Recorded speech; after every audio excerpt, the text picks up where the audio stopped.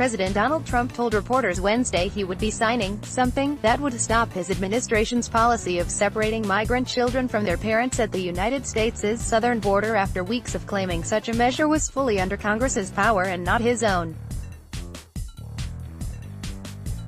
The president also stated he had canceled the annual congressional picnic at the White House. "It just did not feel right to me. We want to solve the immigration problem," he said. "I'll be signing something in a little while that's going to do that. I'll be doing something that's somewhat preemptive and ultimately will be matched by legislation, I'm sure," Trump added.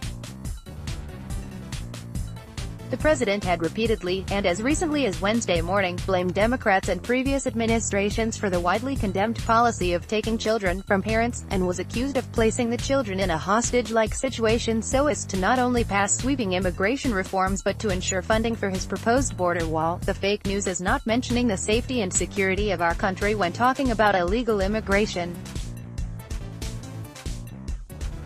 Our immigration laws are the weakest and worst anywhere in the world, and the Dems will do anything not to change them."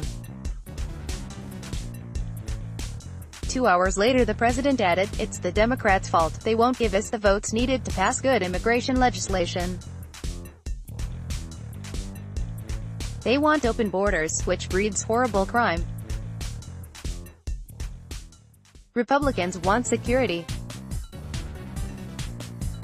But I am working on something. It never ends." Prior to the impromptu comments, Homeland Security Secretary Kirstjen Nielsen was reportedly already drafting an executive action that would address the administration's policy that was put in place by Attorney General Jeff Sessions last month, according to the Associated Press. Nielsen was reportedly headed to the White House Wednesday, and the drafted order would ask the Department of Defense to aid in the housing of the immigrant families. Sessions and the administration altered how it would prosecute immigrants who illegally crossed the southern border rather than going through a regulated port of entry.